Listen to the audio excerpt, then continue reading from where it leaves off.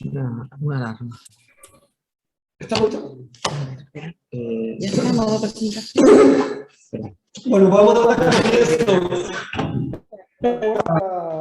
Mesa titulada Patrimonio de Todos, donde van a explicar el pequeño y la sociedad caminera de Real de Manzanares, José Calvo y Ciudadanos de Salamanca y las públicas de ¿Ya? Sí. Bueno, buenos días a todos otra vez, a los que estáis en la sala y a los que nos siguen por streaming. Bueno, somos la Sociedad Caminera del Real del Manzanares.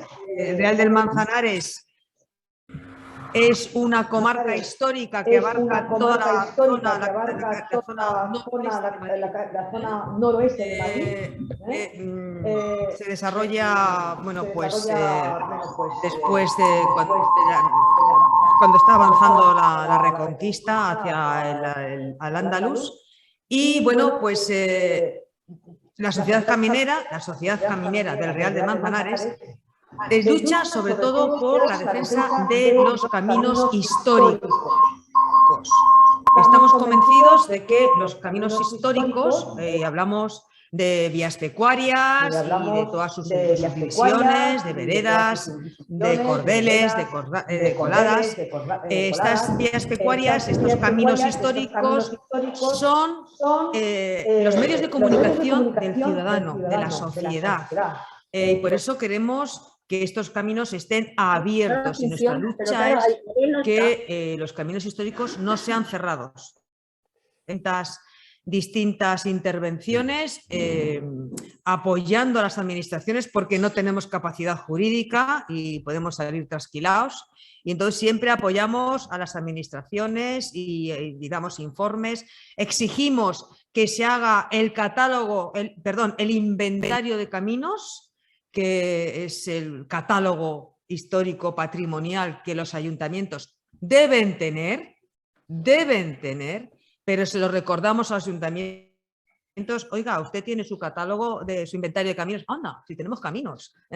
Entonces, defendemos, además pensamos que es una apuesta de futuro, no solamente de pasado, de conocimiento histórico y identidad del ciudadano, etcétera, etcétera, sino de futuro, porque el futuro es ecologista, tiene que ser ecologista, tenemos que volver a andar por los caminos, ¿no? Y entonces, como vía de comunicación más allá del medio de transporte, ¿no?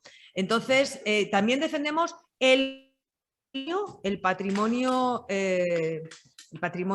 cultural e histórico. Incluso ahora vamos a empezar con un inventario inmaterial de patrimonio inmaterial en colaboración con la Dirección General de Patrimonio. Entonces, luchamos por ese patrimonio y por la difusión y la divulgación. Entonces, todos los meses organizamos al menos una ruta por estos caminos históricos. A veces esa ruta es una marcha reivindicativa en colaboración con distintas asociaciones para que abran cierto camino o para presionar para que se ejecuten sentencias. Hay muchas sentencias firmes que la propiedad se niega a ejecutar. Y tenemos que recordarle al ayuntamiento, oiga, que usted ya tiene sentencia firme, abra ese camino, ¿vale?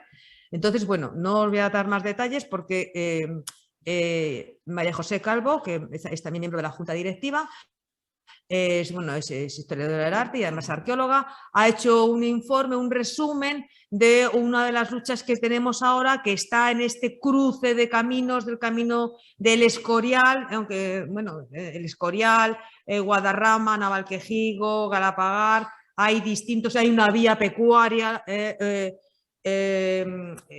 atraviesa también la zona. Las vías pecuarias son importantísimas por todo el concejo de la Mesta, ¿no? El desarrollo económico de España. Entonces, bueno, esta intervención nos lo va a hablar María José Calvo. Venga. Muchas gracias, Eulalia.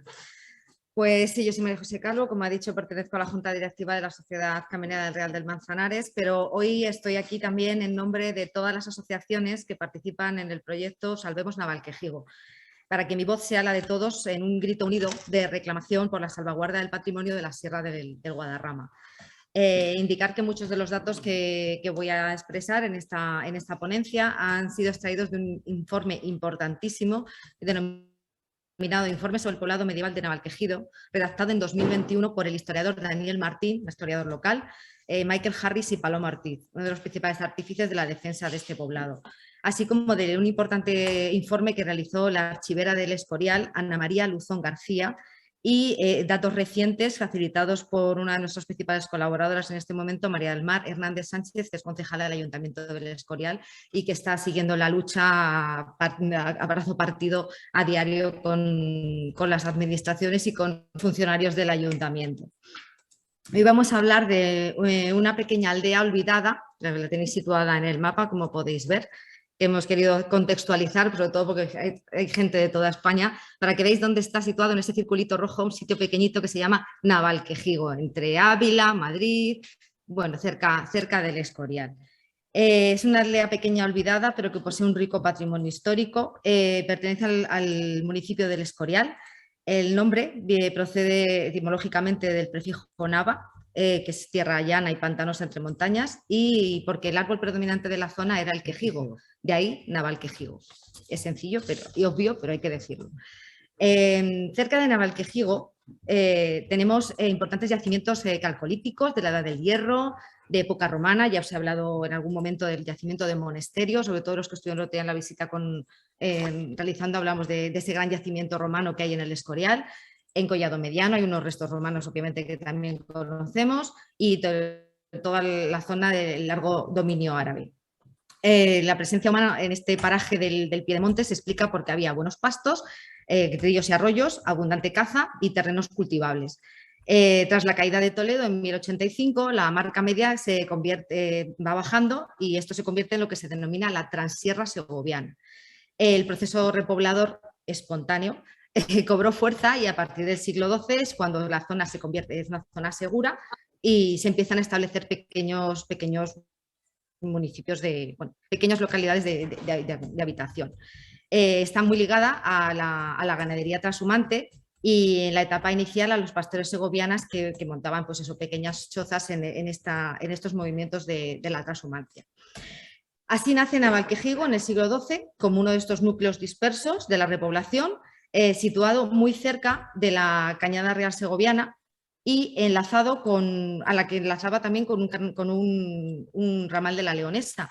Podéis ver en la foto blanca, veis la Cañada Real Segoviana y veis el camino, que luego está marcado aquí en amarillo para que lo tengáis más claro, es la colada de Navalquejigo, que la unía con la Cañada Real, y en la parte de la izquierda tendríamos la unión con la de la Leonesa. La primera mención que se hace a esta localidad es en el libro de la Montería de Alfonso XI en 1273 en relación con la caza del oso. Y la siguiente es en 1287 en un privilegio de Sancho IV, como uno de los 47 pueblos del Real del Manzanares que ha explicado antes Eulalia. Está ubicado además entre los restos de la antigua calzada de la Vía 24, de la calzada romana Vía 24, y del camino árabe Balad Jumair, que atravesaba la Sierra de Guadarrama, pero por un lugar diferente a la Vía romana. Discurren también hacia Colmenarejo de Galapagar varios pasos de la Sierra de Guadarrama y bueno, al final la vida de Navalquejigo va a ir ligada a esta transhumancia con la cola de Navalquejigo y varios caminos que establecen esas rutas.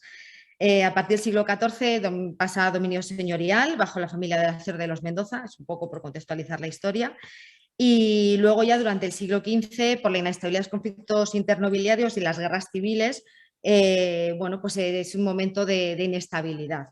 Pero cuando llega Felipe II, digamos que le interesaba mucho la zona porque era zona de caza, que era el paro que él quería, y establece una cosa que se denomina la cerca de Felipe II, en lo que se apropia con todos los terrenos de los pueblos que estaban en esa zona, porque lo quiere para caza y para sus huertas y demás. Navalquejigo queda dentro de esa cerca, no como otros municipios que desaparecen literalmente y la población se va a Navalquejigo o al Escorial. Y al estar dentro de esta cerca, lo bueno que tiene es que no desaparece el pueblo, lo malo es que queda aislado desde el punto de vista de comunicaciones. El siglo XVII pues es un siglo de crisis, ya sabéis, hay guerras y demás, y Navalquejigo, como está dentro de esta cerca, sigue más o menos protegido, pero reduciendo su población.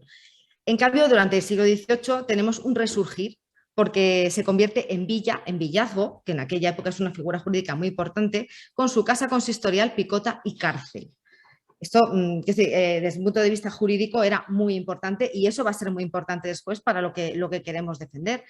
Es una aldea perteneciente a Galapagar hasta 1748, en la que los vecinos le piden a la duquesa del Infantado su independencia y que es cuando le conceden este título.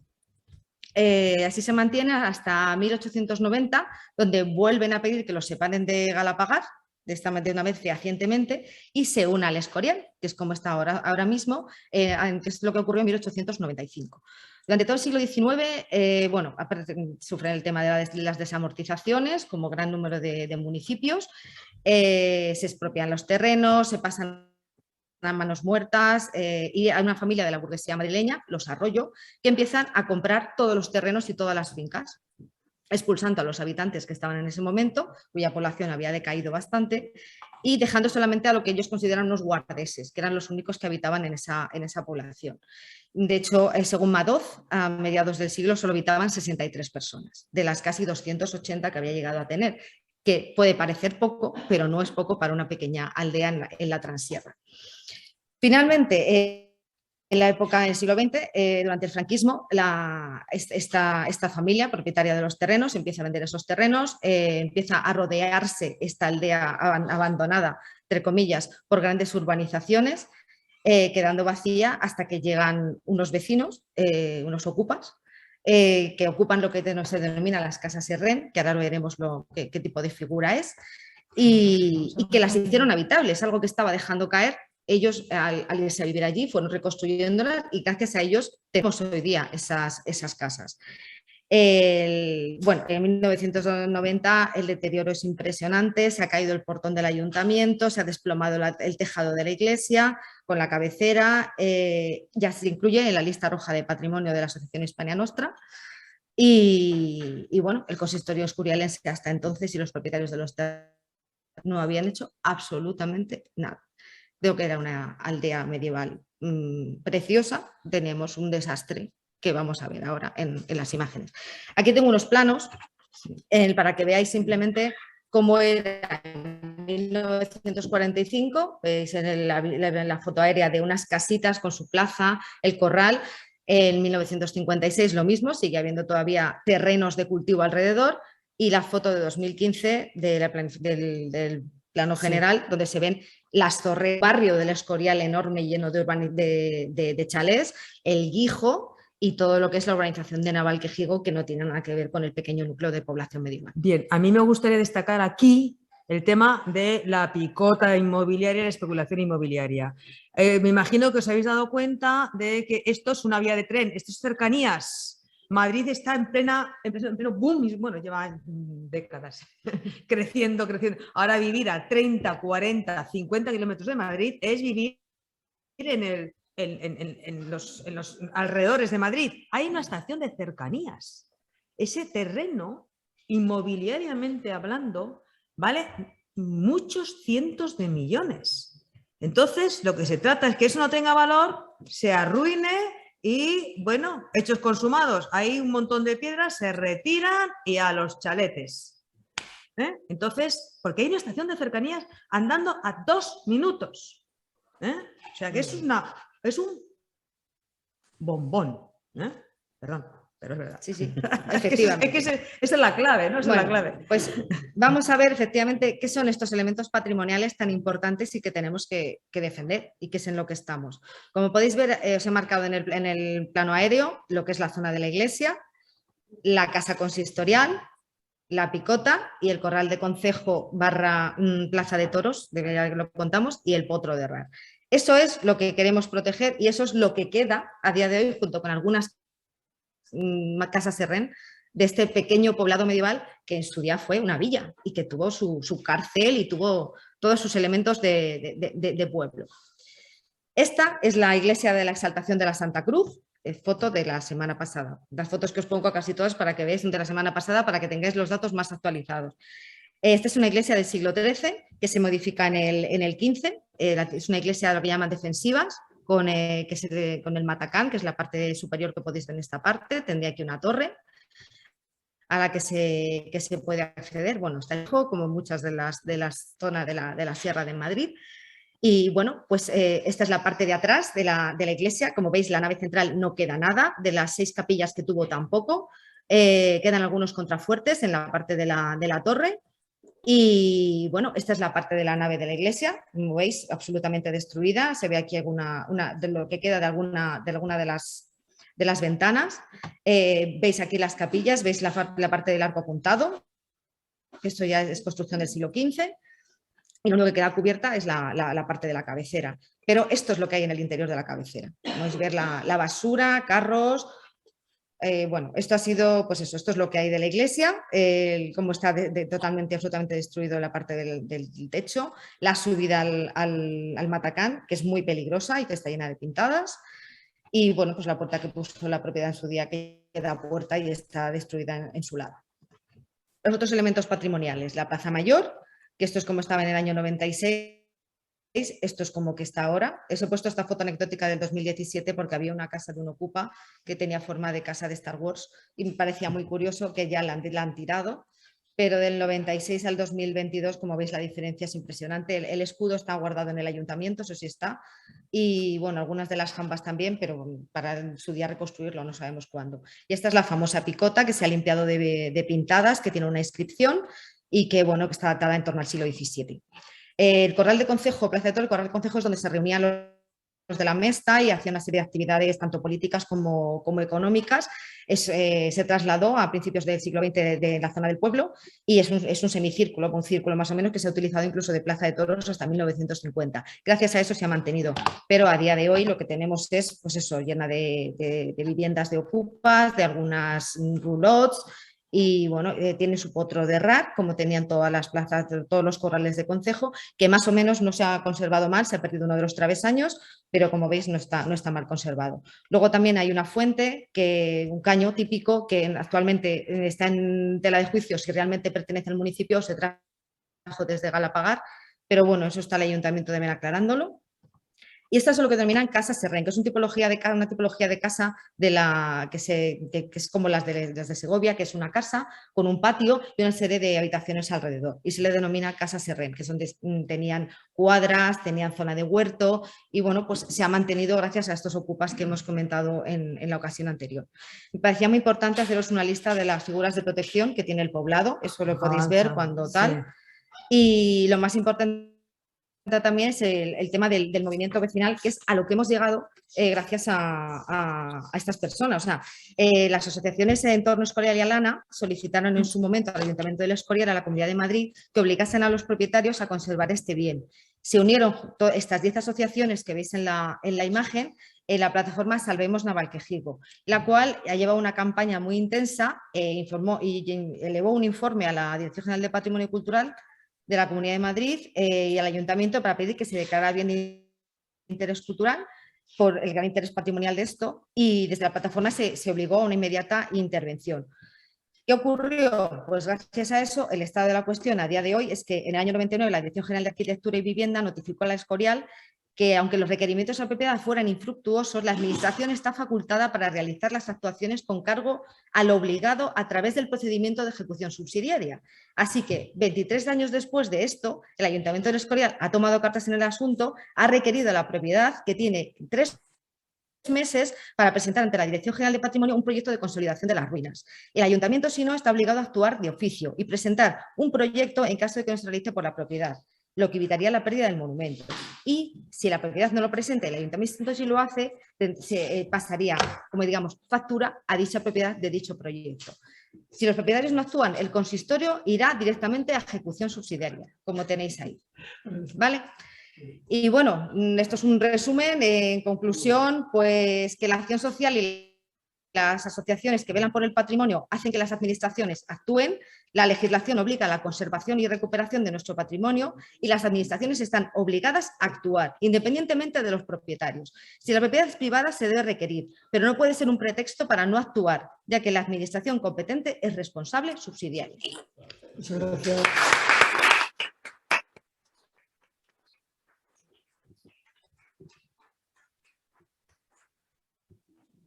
Muchas gracias, Eulalia y María José.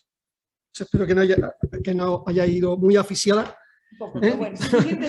Pero bueno, De todas maneras, hemos terminado. Si queréis bibliografía sobre el tema y demás, me la solicitáis. Sí. Como veis, aquí tenemos unas cuantas cosas. Bueno,